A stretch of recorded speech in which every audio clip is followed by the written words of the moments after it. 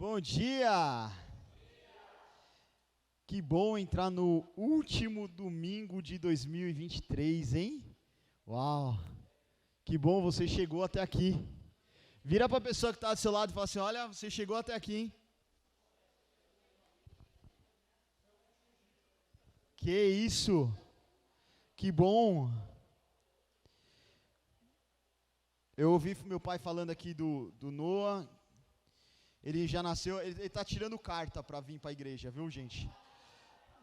Fizeram esse bullying comigo, entendeu? O menino, quando ele tirar a carta, ele vai trazer os pais para a igreja aí. Boa, né? Isso aí eu sei. Fizeram isso com a Antonella também. Não podia deixar passar barato. Gente, que ano, né? Que ano que nós tivemos. Quantos tiveram um ano aqui que podem, agora num resumo do ano, falar assim, esse ano foi bom para mim? Levante a mão. Bastante gente, né? Pode falar assim, poxa, esse ano foi muito bom. Eu, né, meu pai já falou aqui, eu não tenho o que falar esse ano. Ano passado, nós ficamos sabendo que a Bruna estava grávida. E aí, já mudou, né? Então, no final do ano passado, a gente já tinha muita expectativa para esse ano. Nossa, nosso coração estava falando, a gente pensava assim, esse ano vai passar muito rápido. Né? Por quê? Porque a expectativa até ela nascer, ela ia nascer em agosto. Então, a gente falou, nossa, até o mês 8 vai passar voando. E aí depois do mês 8 nasceu, a gente tinha que esperar o Noah nascer agora. Então, era um pouquinho mais para frente. Mas o ano voou, não passou, esse ano voou. Mas realmente, queridos, nós só temos motivos hoje para agradecer ao Senhor. Né? Nós tivemos o nascimento, tenho outras famílias aqui que também louvam a Deus esse ano, que receberam crianças pequenas, né? Aí, ó, tem a Bia, tem a Carol, que não está aqui porque tem uma irmã também, a Eliane está ali atrás, olha só. Olha só quantas crianças nasceram esse ano, gente. Estou esquecendo alguma criança que nasceu aí? Não, né? Mas olha, acho que foram umas 5 crianças esse ano nascendo. Esse ano, a unção do coelho, né? Está na igreja. Glória a Deus. Queridos, nós vamos falar um pouquinho nessa manhã sobre esse desafio que é esse novo ano. Então, a gente está encerrando o ano de 2024, de 2023, oh Jesus. Iniciando o ano de 2024. E aquilo que a gente não fez em 2023, tudo aquilo que eu não conquistei, aquilo que eu não realizei em 2023, eu não vou conseguir realizar em 2023. Porque passou. 2023 acabou. Não dá, tem coisas que não dá mais tempo de acontecer, de fazer. Agora, a gente está no último dia, é aquela última página que vai abrir um novo capítulo do livro. É o capítulo do livro da nossa vida de 2024. E a gente vai estar apenas na primeira página desse livro. Então nós temos um ano inteiro pela frente. E aquilo que eu planejar agora, neste momento, eu vou conseguir conquistar em 2024.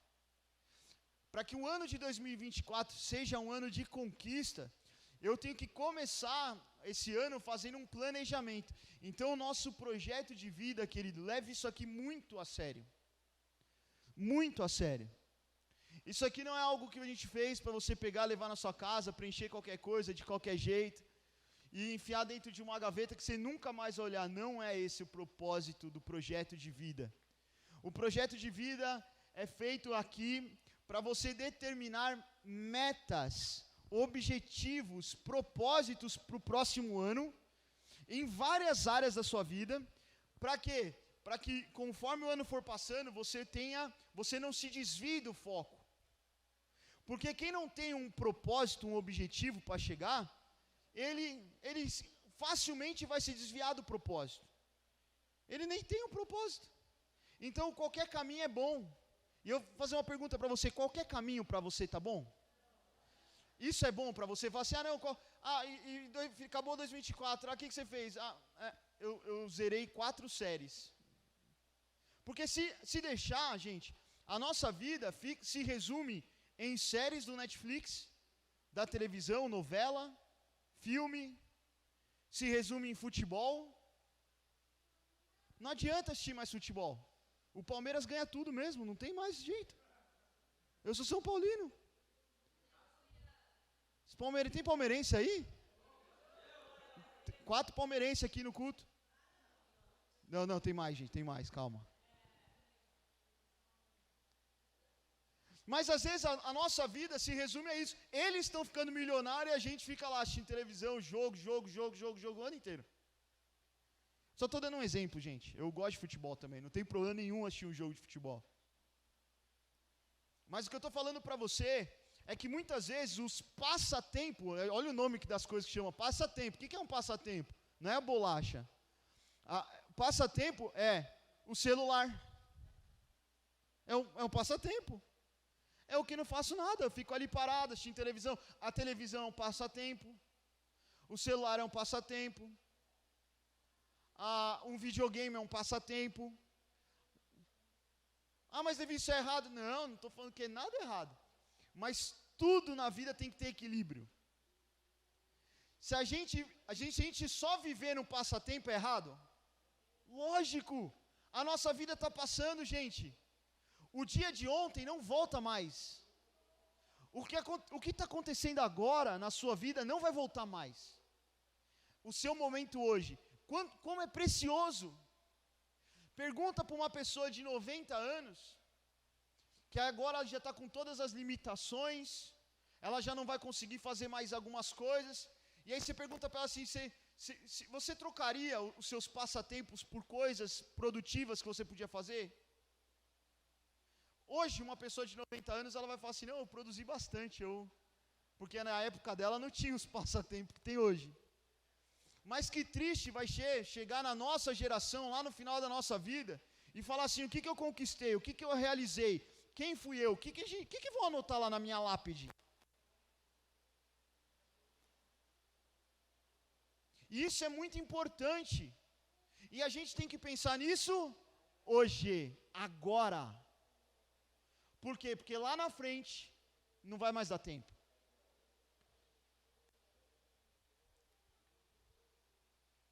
E eu gosto de usar um modelo na minha vida. E eu quero convidar você a usar esse modelo na sua. Porque muitas vezes, dentro de uma igreja, a gente fica habituado a olhar para o homem para ser o nosso modelo.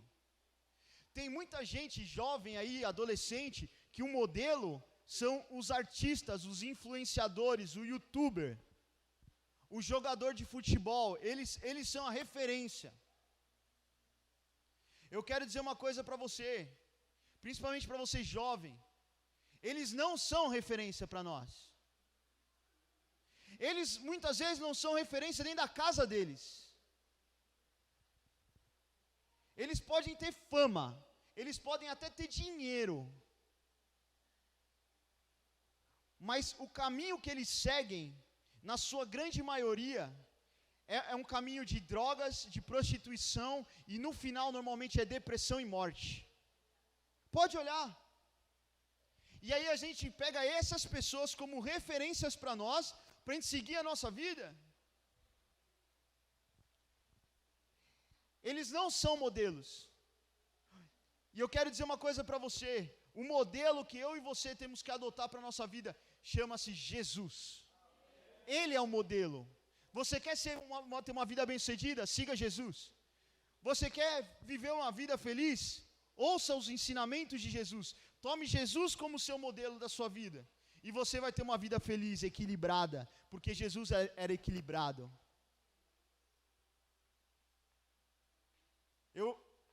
Eu amo ouvir as histórias, ler as histórias de Jesus. Porque na época dele, o povo era muito ranzinza. Hoje o povo é muito mimizento. Mas naquela época eu acho que o povo era muito ranzinza, muito crítico, muito chato também. Era o mesmo esquema, acho que não mudou. E Jesus era aquele cara que ele estava lá com as crianças e as crianças amavam estar com ele. Porque ele dava atenção para as crianças, ele brincava com as crianças. E uma vez os caras foram falar, né, para as crianças não perturbar ele. Ele pegou as crianças e não deixou isso acontecer. Ele falou: "Oh, para. Deixa vir as crianças aqui. Deles é o reino dos céus." Jesus, ele era muito equilibrado. Ele estava ali. Ele andava sobre o mar. Pedro andou sobre o mar. De repente Pedro olhou onde ele estava e ele começou a afundar. Eu acho que Jesus não olhou sério para ele e falou assim: homem de pouca fé, hein, meu, não sei o quê. Eu não acredito que Jesus fez assim. Eu acho que Jesus deu uma risadinha e falou: olha, cara, você ainda é mirim, hein, mano. Você é um peixe pequeno, mas você andou um pouquinho. Eu acredito num Jesus muito mais simpático do que um Jesus ranzinza, crítico. Ele não amava a crítica, ele amava a liberdade. Aonde todo mundo queria apedrejar, ele queria apaziguar. Ele é o meu modelo de vida. Sabe, às vezes as pessoas querem criticar. Outro dia eu estava vendo estava no Instagram e aí um pastor publicou uma fotinho, bonitinha assim, de Jesus, do Natal. Sabe essas fotinhas de Natal? Gente do céu. Eu fiquei pensando, como crente é chato. Porque, os comentários assim do povo, numa simples foto de Natal, e o pessoal criticando, eu fiquei olhando e falei: nossa, meu Deus.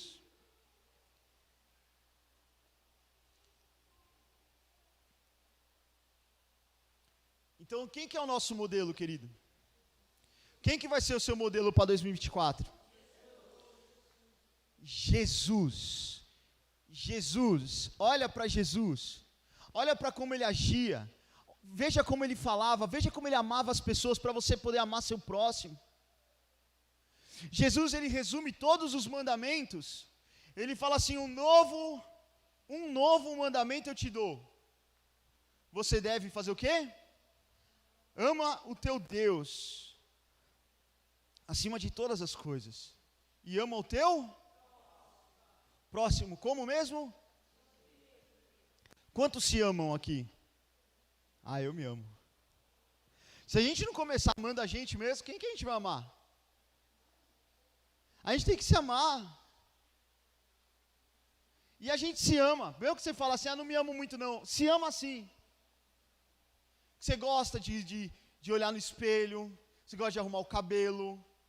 Você gosta de passar um perfume gostoso. Você gosta de colocar uma roupa nova. Porque você se ama. E Jesus, ele fala assim: olha, você deve amar o teu próximo, assim como você ama você. Então, hoje eu vi o pastor aqui falando do quilinho do amor, por exemplo. Por que do quilinho do amor? Por que chama quilinho do amor? Porque assim como eu gosto de ter coisas na minha mesa, eu quero que o meu próximo também tenha na dele. Assim como eu gosto de ter um bom sabonete para eu tomar um banho, eu quero que o meu próximo também tenha um sabonete lá na casa dele para tomar um banho. Não é pegar tem que levar o quilinho do amor. Pega o quê? Farinha, fubá. Porque você gosta de comer fubá todo dia? E farinha, é legal comer todo dia? Dá para comer farinha com o quê, velho? Então é legal o espetinho do churrasco. Então é bom a couve. Então é bom o feijão. Então isso tudo é importante. Não é só farinha, porque a farinha não é legal comer ela pura. Ninguém gosta de comer farinha pura. Você está entendendo a mensagem? Como é bom a gente poder amar e servir, como eu quero ser servido e amado.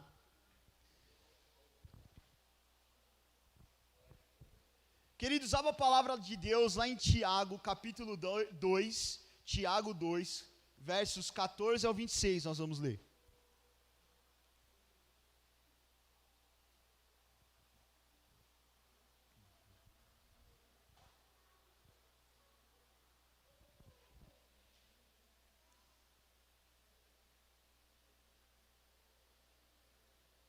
Eu vou ler com você aqui na frente, fica mais fácil, que é uma linguagem só. Nós vamos ler do 14, então, ao 26. De que adianta, meus irmãos, alguém dizer que tem fé se não tem obras? Acaso a fé pode salvá-lo? Se o irmão ou uma irmã estiver necessitando de roupas e do alimento de cada dia, e um de vocês lhe disser, vá em paz, aqueça-se, alimente-se, até satisfazer-se, sem, porém, lhe dar nada, de que adianta isso? Assim também a fé por si só, se não for acompanhada de obras, ela está? A fé, vamos ler de novo, peraí, volta lá. Assim também a fé, por si só, se não for acompanhada de obras, está morta. Mas alguém dirá, você tem fé, eu tenho obras. Mostre-me a tua fé sem obras, e eu te mostrarei a minha fé pelas obras. Você crê que existe um só Deus? Muito bem. Até mesmo os demônios creem e tremem. Insensato. Quer certificar-se de que a fé sem obras é inútil? Não foi Abraão, nosso antepassado, justificado por obras, quando ofereceu seu filho Isaque sobre o altar? Você pode ver que tanto a fé como as obras estavam atuando juntas naquele momento. E a fé foi aperfeiçoada pelas obras. Cumpriu-se assim a escritura que diz: Abraão creu em Deus, e isso lhe foi creditado como justiça. E ele foi chamado amigo de Deus. Vejam que uma pessoa é justificada por obras, não apenas pela fé. Caso semelhante é o de Raabe, a prostituta. Não foi ela justificada pelas obras, quando acolheu os espias e os fez sair por outro caminho? Assim como o corpo sem espírito está morto, também a fé sem obras está morta.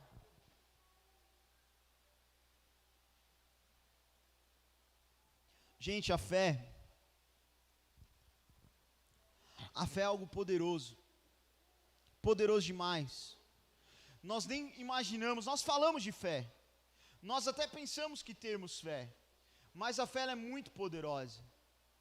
E é tão poderosa que quando Jesus ele vai falar sobre a fé, ele fala assim, olha, se você tiver a fé de um tamanho, e ele vai mensurar a fé, ele fala assim, de um tamanho de um grão de mostarda, que é como se fosse isso aqui, ele é muito pequeno.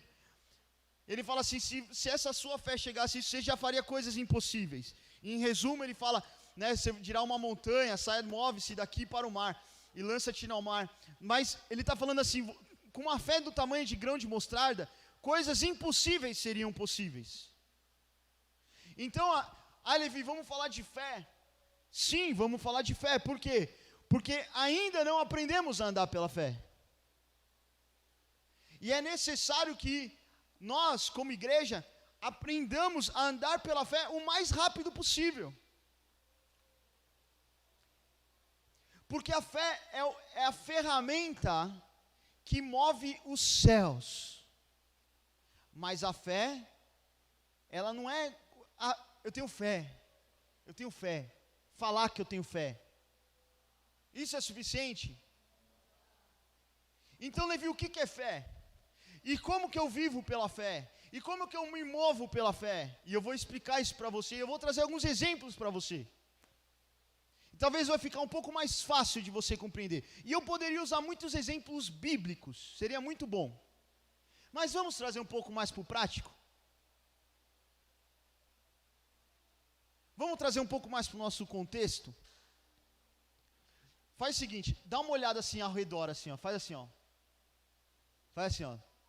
Olha a igreja inteira assim, ó. Você está vendo esse lugar? Esse lugar não existia.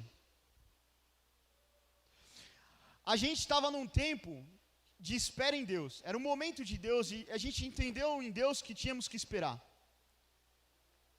Quando eu falo nós, sempre sob a liderança do meu pai. Porque o chamado de Deus para a vida dele era para o ministério aqui em Atibaia. E a gente tinha só uma célula, pequena célula. Muitas vezes formada por uma família. E às vezes essa família faltava, então ficava só nossa família nessa célula. Quanto tempo, Levi? Por anos. Talvez 1 ou 2 ou 3 anos. Neste período,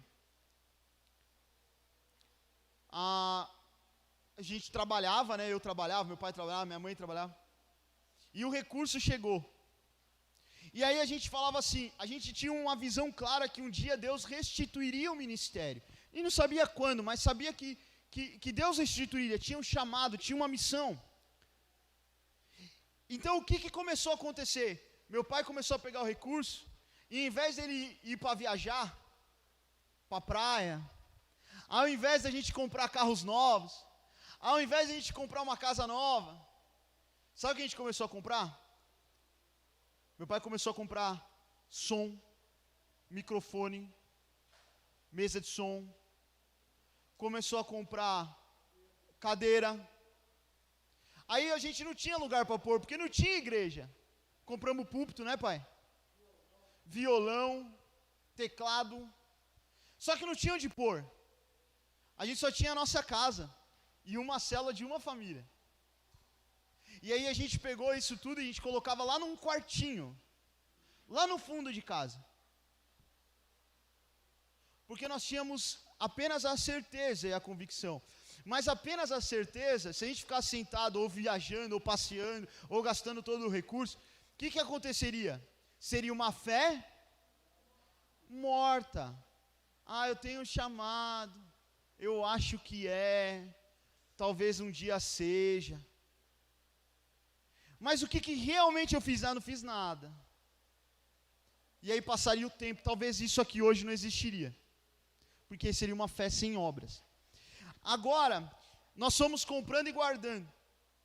E aí um dia essa célula cresceu, multiplicou, se tornou 2. Aí um dia o Senhor nos levou uma pessoa que trouxe esse lugar. E nós fizemos uma proposta. Aí, gente, começou um monte de milagre. Esse prédio já estava vendido para uma outra turma. E aí, nessa negociação, a gente fez uma proposta de aluguel. O contrato desse prédio de venda já estava assinado. Na verdade, não estava fase de contratação. E quando foi assinar, houve um desentendimento, uma mudança. E aí não fecharam a venda do prédio. E aí nós conseguimos alugar essa igreja. Só que quando nós alugamos, o que aconteceu? Tinha cadeira, tinha som, tinha instrumento, deu para começar o culto. Por quê? Porque a gente poderia ter só uma fé de que um dia Deus restituiria, mas podia ter uma fé com obras, e a fé com obras é o trabalho, é aquilo que eu faço a mais. Mas esse exemplo é muito antigo, né, gente? Porque eu estou falando de algo que aconteceu há 13 anos atrás, 14, 15 anos atrás. É muito antigo para você isso? Eu vou contar um exemplo mais novo. Que aconteceu aqui também. Esses tempos atrás, e quando eu falo esses tempos atrás, foi o ano passado. A gente está no último de 2023, então 2022 ainda foi ano passado. E a gente tinha uma sala ali que não era uma sala meio que não se usava para nada. E o nosso pastor começou a falar assim, olha, vamos movimentar aqui, e eu quero fazer um berçário. Alguém perguntou para ele, falou assim, mas pastor, não tem nada. Não tem uma criança, não tem um bebê aqui, por que você vai fazer um berçário? Ele falou, porque a gente tem que agir pela fé, né? Vamos fazer pela fé um berçário. Aí a gente faz o berçário, Deus manda os bebês. E aí foi fazer o berçário. Aí começa, uma tá grávida, outra tá grávida, outra tá grávida, e chega grávida. Ei! E aí hoje, outro dia, eu tava lá na fila. Eu tava com a Antonella trocando ela, chegou uma irmãzinha, eu falei assim, você aguarda aí que, primeiro aqui, tá aqui, ó, tô trocando já. Tem fila, eu falei, já vai ter que aumentar o número de trocador. Já vai ter que botar mais trocador, por quê? Porque tá aumentando as crianças. Porque uma fé sem obras, ela é morta. Mas quando eu me movo pela fé, quando eu me movimento pela fé, a fé passa a ser muito viva. E ela começa a trazer existência àquilo que não existe. As coisas começam a acontecer. O que não pode é eu ter uma fé morta. O que acontece muitas vezes? Eu fico lá, esperando cair no colo, com muita fé, mas eu espero cair no colo. Ah, Levi, você contou 2 exemplos da igreja, e o seu? Eu também tenho exemplo para contar, só que eu não sei se vai dar tempo de ficar contando exemplo. Deixa eu falar uma coisa para vocês. Eu demorei 28 anos para namorar. A Bruna é a minha primeira namorada. Eu esperei por 28 anos. Só que o dia que eu comecei a namorar com ela, sabe o que aconteceu? Eu não pedi ela só em namoro. Eu falei assim, ó, a gente vai namorar. Estou pedindo você em namoro hoje. Só que daqui 1 ano a gente vai ficar noivo. E daqui 1 ano a gente vai casar. Quando eu pedi ela em namoro, eu estava desempregado. Quando eu noivei com ela, exatamente depois de 1 ano, eu continuava desempregado. E aí depois de 1 ano certinho eu casei com ela. E eu estava desempregado. Só que, na minha lua de mel, eu já estava empregado. E aí a gente voltou. E aí, ela, que era empregada, agora já tinha virado dona. E as coisas começaram a caminhar.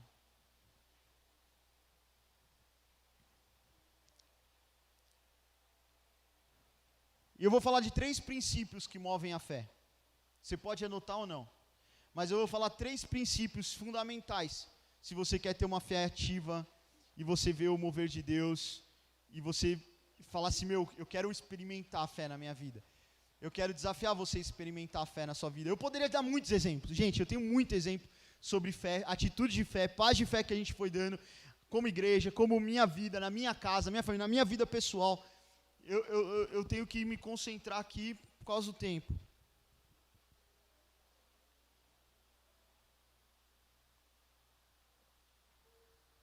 Primeiro princípio para uma fé poderosa. Primeiro princípio para uma fé poderosa. Quantos estão preparados para ouvir aí? Vira para a pessoa que está do seu lado e fala assim, olha, o primeiro princípio para uma fé poderosa, fala assim, eu ainda não sei, mas eu vou descobrir junto com você. Isso aí já gera uma expectativa. Você está com expectativa? Pela fé você vai descobrir o que é. Calma, que você vai descobrir. Primeiro princípio, motivação. Motivação. Eu vou fazer uma pergunta para você. Você tem um alvo, um objetivo? O que motiva o seu coração para esse alvo e esse objetivo? Qual que é a sua motivação? Vamos olhar o nosso exemplo, que é Jesus? O que motivava Jesus? Quem pode me responder? O amor. O que mais? A obediência. O que mais? Um propósito. Quem falou propósito? Propósito. O que mais? Qual era o propósito de Jesus? O propósito de Jesus era pequeno? Quem falou aí salvar a humanidade? Salvar a humanidade. O que mais? Qual que a gente pode definir dentro dessa linha, ó, propósito, salvar a humanidade? O que era isso que ele estava fazendo? Obedecendo. O que mais? Ele estava implantando o reino de Deus na terra. O propósito de salvar a humanidade envolvia a obediência, envolvia o amor. Isso tudo motivava Jesus. A motivação correta, ele se movia por isso. Pode ver que você vai olhar Jesus, ele está se movendo pelo reino. Ele se move pelo amor. Em todas as pessoas que ele encostava, ele transmitia amor. Em todo o tempo. Um dos discípulos vira e fala assim: ixi, a gente só escreveu aqui uma parte. Se a gente pegasse todos os livros e todos os papéis, talvez não desse para escrever tudo que ele fez. O que está escrito aí é só uma pequena parte. É uma pequena parcela. Jesus, ele se movia. E o que motivava ele era a motivação correta. Ele não saía do seu propósito. Ele tinha uma missão, um propósito muito bem estabelecido. A pastora, no domingo passado, ela leu esse texto para nós. E ele veio para salvar o mundo dos seus pecados. Jesus, ele veio para salvar a humanidade. Esse era o propósito dele. Implantar o reino de Deus na terra, esse era o propósito dele. Ele veio para ser a imagem e semelhança do Pai. Esse era o propósito de Jesus. Um dia um dos discípulos fala para Jesus assim: Jesus, me mostra o Pai. O que Jesus responde para ele? Quem vê a mim, vê o Pai. Você não entendeu ainda?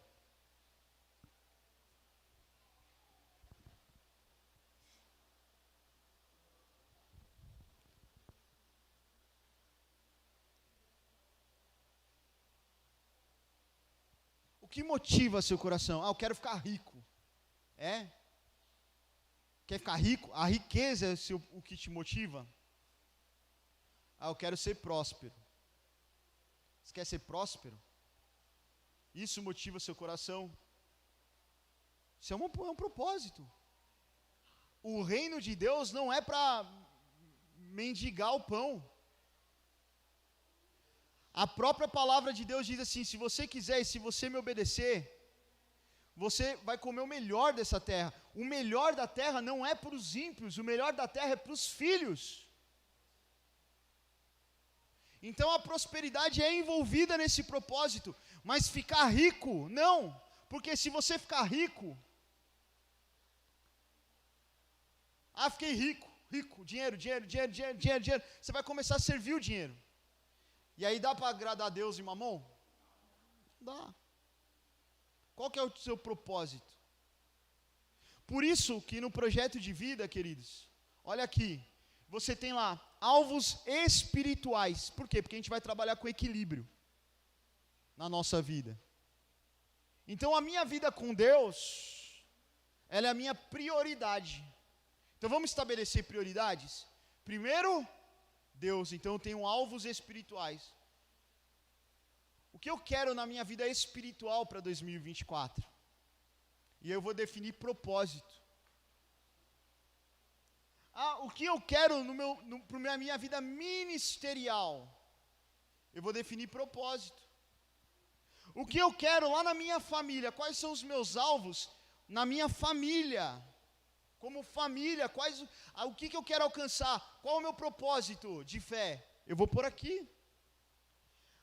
E meus alvos financeiros? Também, está aqui, faz parte. E meus alvos profissionais, aí para quem estuda, dos meus estudos? Levi, eu não trabalho, como que eu vou pôr alvos profissionais? Quem estuda?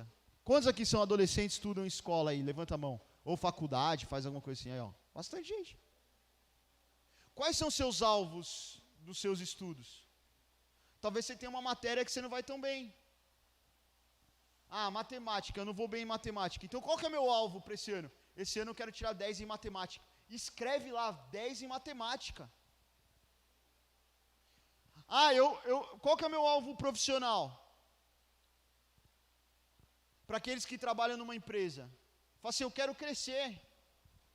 Eu quero uma promoção. Se eu sou... Eu não manjo muitas hierarquias aí, mas se eu sou um líder, eu quero ser um supervisor. É assim? Vai, Alex, me ajuda aí. Um supervisor. Eu sou um operador, eu quero ser um líder. Eu sou um coordenador, eu quero ser um gerente. Eu sou um gerente, eu quero ser o quê? Um diretor. Eu sou um diretor, eu quero ser o quê? Eu quero ser o presidente do negócio todo. Aí eu vou resolver tudo. Vou ser o CEO. Ah, mas Levi, eu já sou o dono de uma empresa. Tá bom, então, qual que é o seu propósito? Crescer essa empresa? Aumentar o número de funcionários? O que você quer? Qual que é o seu propósito? Abrir uma franquia, abrir mais uma unidade, 3 unidades, escrever um livro? Eu não sei qual que é o seu propósito, mas você tem alvos profissionais.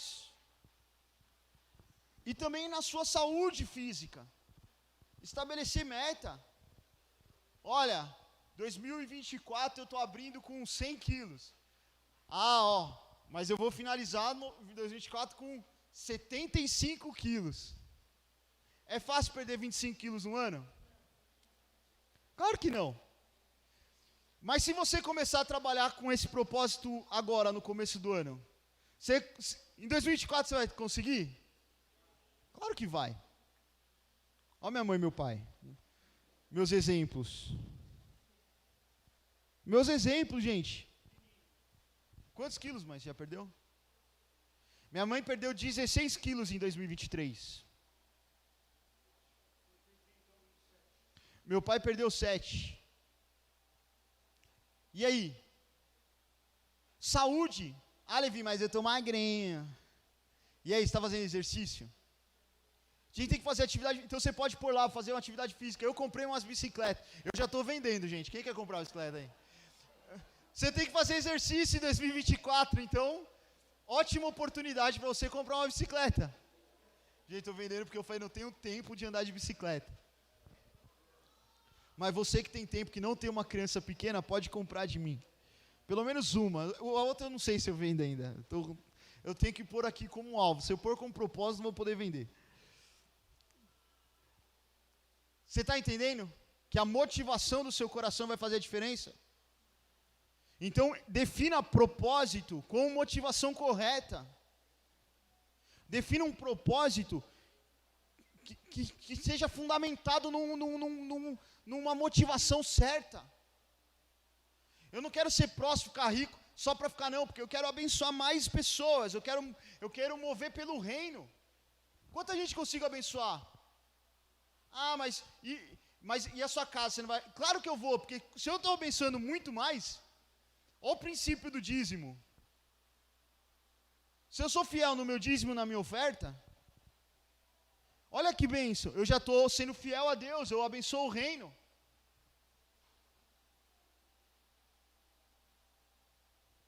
Se eu for mais abençoado, maior vai ser a quantidade que eu vou abençoar. Ah, mas vai ser beneficiado, lógico, eu, minha filha, minha esposa. Com certeza, vamos usufruir da bênção. Mas isso não move meu coração. Eu já fui fiel numa caneca, no valor de uma caneca, que eu vendia caneca personalizada. E hoje eu sou fiel num pouco mais do que uma caneca.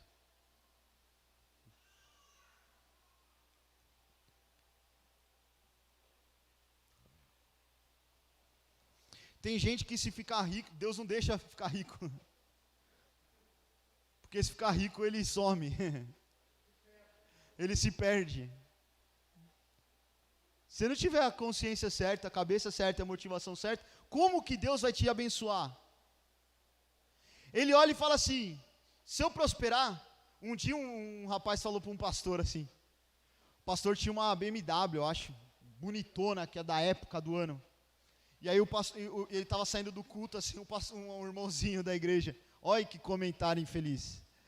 Ele fez assim, nossa, pastor, eu com uma BMW dessa, uma hora dessa, estava na praia. O pastor virou para ele e falou assim, é por isso que você não tem.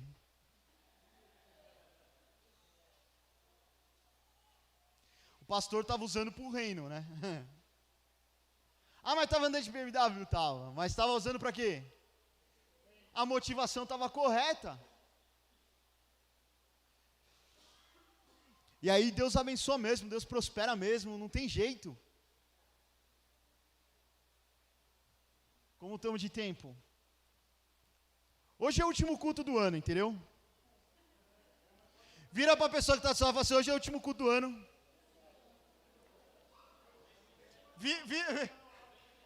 Vira para ela e fala assim, ó, relaxa o coração aí. Segundo propósito. É só 3, gente. Já estou mais da metade. Ó, vamos. O segundo é fenomenal. Qual que é o primeiro mesmo? Eu esqueci. Motivação. O segundo? Pela fé ainda, né? Calma. O segundo está no declarar profeticamente. Declarar profeticamente. Deus te deu um negócio que é muito importante, chamado boca. A nossa boca, ela é muito poderosa. Dentro dela tem um negócio chamado língua. A Bíblia fala sobre a língua. Eu não vou entrar nesse ponto. Mas com esse instrumento, você pode abençoar ou você está mais abençoando ou mais amaldiçoando? Ama abençoando. Ama abençoando. Ora amaldiçoa, ora abençoa.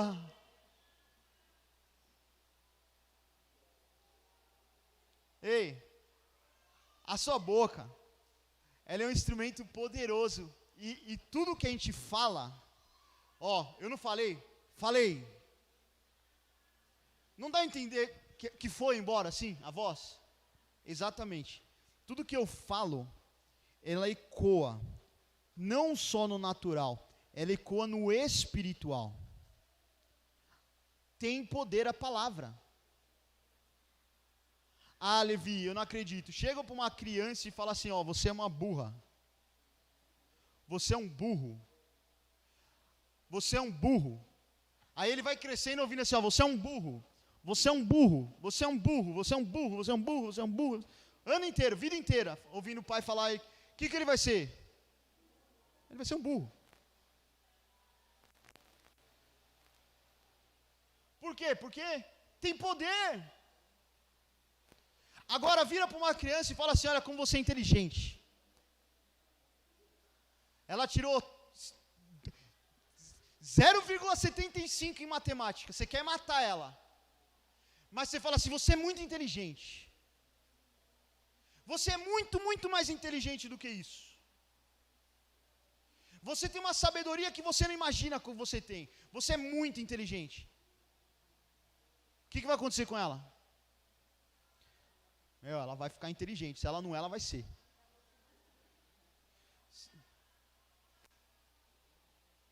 Levi, você só está falando de filho. Eu estou falando de filho, porque eu não perco oportunidade com a minha filha.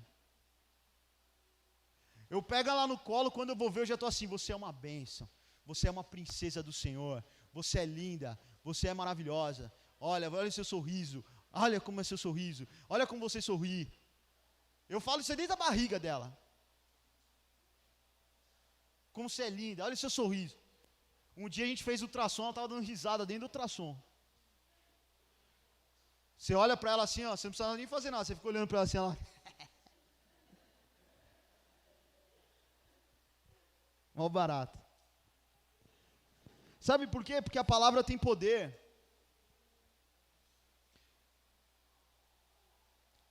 Meu marido é uma peste. Meu marido não presta. Meu marido é um relaxado. Meu marido não me ouve. Meu marido, aí vira para o marido e fala, você é isso, você é isso. E isso serve para o marido também, que fala para a esposa, lá xinga a esposa, fala mal da esposa. Porque você não sabe fazer comida. Você não sabe cozinhar, nossa comida é ruim, nossa comida é ruim. Como que vai ser a comida dela? Para de beliscar em um outro aí, que eu estou vendo aqui, viu?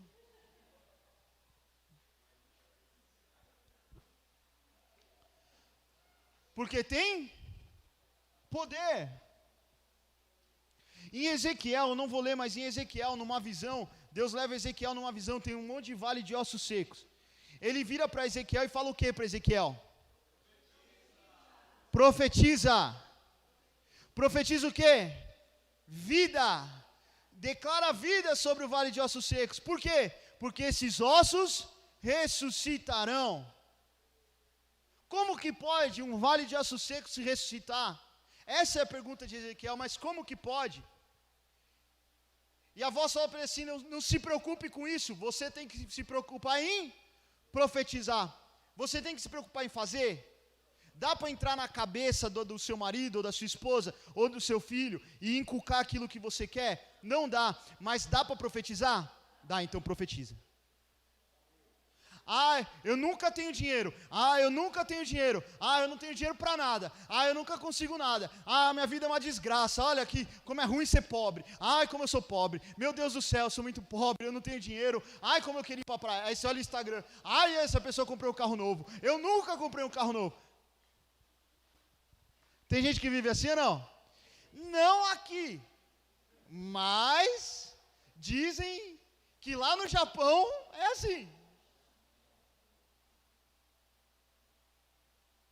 Profetiza coisa boa. Ah, mas Davi, eu estou sem dinheiro, então começa a declarar que você tem dinheiro. Ah, não está vendendo, então começa a profetizar que tem venda.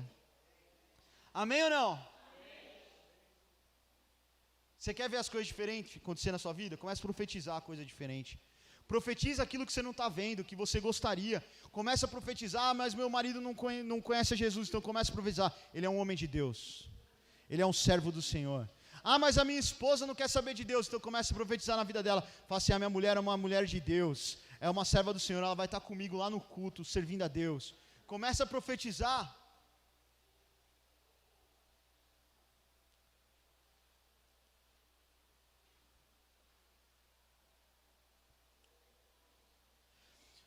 Lázaro estava morto há 4 dias. O que Jesus disse para Lázaro? Jesus, ele deu uma palavra, ele profética, ele falou assim, sai para fora. Lázaro, para fora. É uma palavra profética. Estava acontecendo uma tempestade no barco, o negócio estava pegando. Eles achavam que ia morrer. Então todo mundo do barco falava o quê? Nós vamos morrer. Todo mundo, é ou não é? Todo mundo, desesperado. E os discípulos? Também. Nós vamos morrer. Aí os discípulos, nós vamos morrer.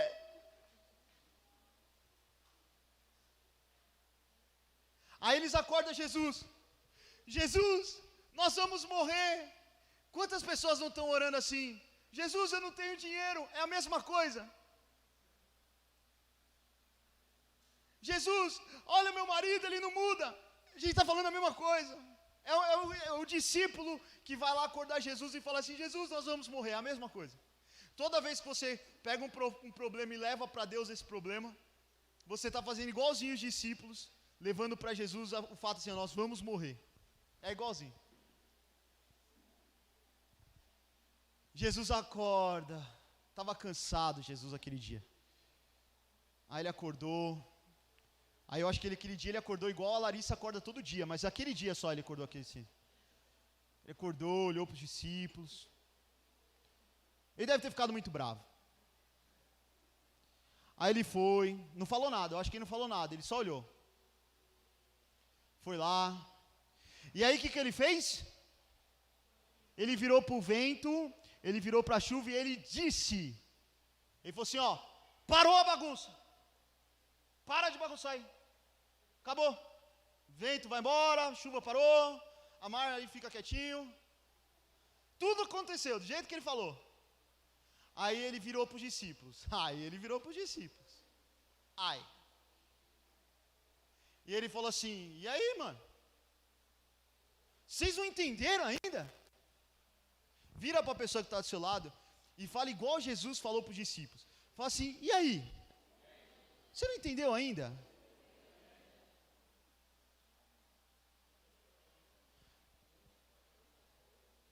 Fala assim, ô crente bully, fala. Ô crente bully. Sabe por quê, né? Sabe o que é o crente bully, né?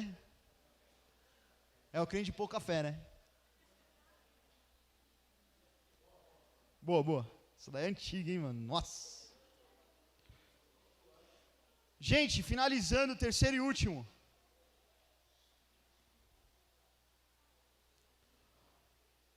Presta atenção no terceiro que é muito importante. Qual que é o primeiro mesmo? E o segundo? Declaração profética. Declaração. Primeiro mesmo? Segundo mesmo? E o terceiro? Atitude ou ação de fé. Uma atitude ou uma ação de fé.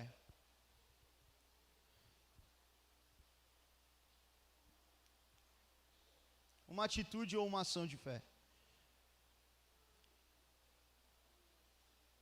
Jesus sempre tinha uma atitude. Jesus é o nosso modelo. Acabou o vinho no casamento, o que Jesus faz? É uma atitude de fé. Traz lá os vasilhame lá. Esqueci o nome lá do... As talhas, traz as talhas. Ah, acabou, não tem como alimentar um pão. Ele fala assim, o que tem então aí? Ah, tem 5 pães, 2 peixes. Ah, pega então isso aí, vai ser isso aí mesmo. Jesus, ele sempre tem uma atitude que ele nunca fica sem fazer nada. Então a atitude de fé é muito importante. Ah, não tinha dinheiro para pagar imposto. O que ele fala? Ele fala para Pedro assim, pesca um peixe lá, vai ter uma moedinha, traz essa moeda aí. A ação de ir jogar, isso é atitude de fé. O agir tem que ter uma ação. Lembra que eu falei aqui da igreja?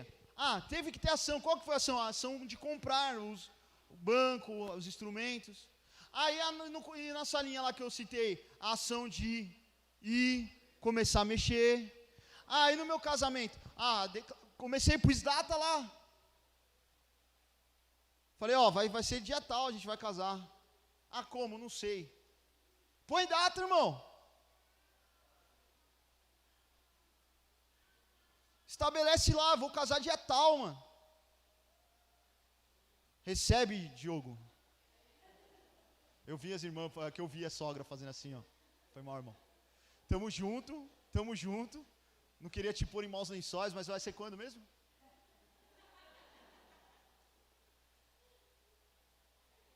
Põe a data. Move pela fé.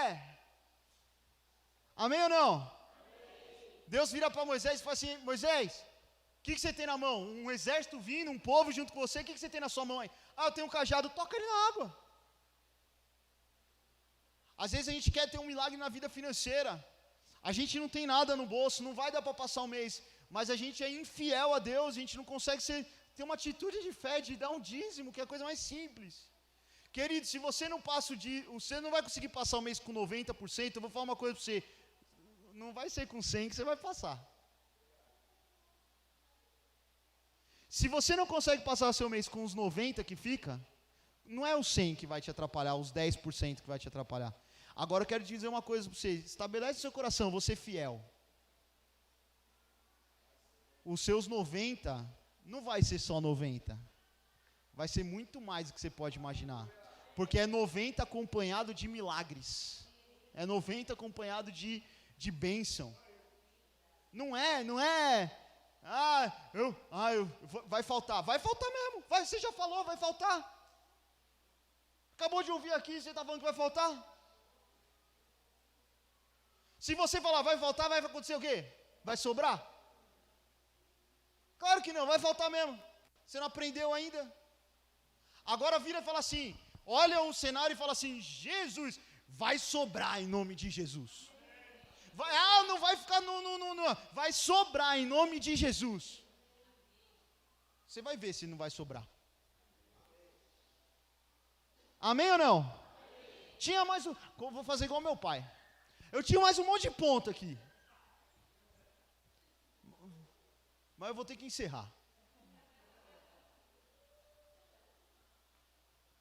Vamos ficar em pé.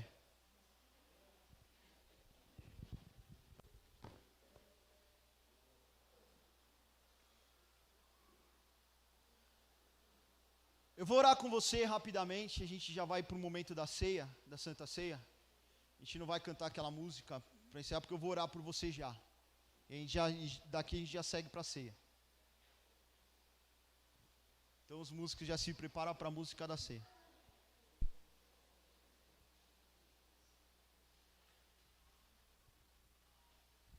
Levante suas mãos aos céus assim bem alto e declara assim comigo: Senhor, ativa em mim a fé que move montanhas.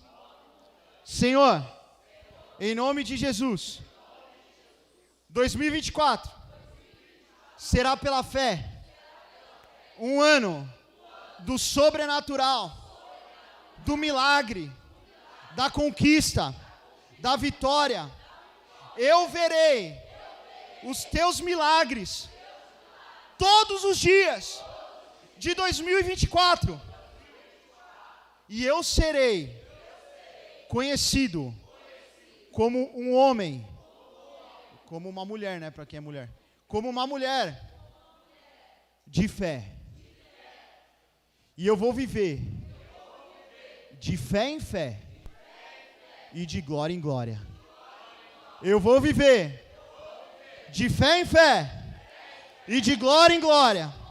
Mais forte, eu vou viver de fé em fé e de glória em glória. Em nome de Jesus. Eu abençoo a tua igreja, Pai, para prosperar, para ter milagres, para ver cura, para ver o acontecer, o agir. Ativa a fé, que essa palavra não entre apenas no ouvido, mas que essa palavra desça ao coração, que possamos praticar a tua palavra a partir de hoje, que possamos pôr em prática a tua palavra na nossa vida, em nome de Jesus. Ajuda-nos a viver a tua palavra todos os dias, em nome de Jesus. Amém. Aplauda Jesus bem forte.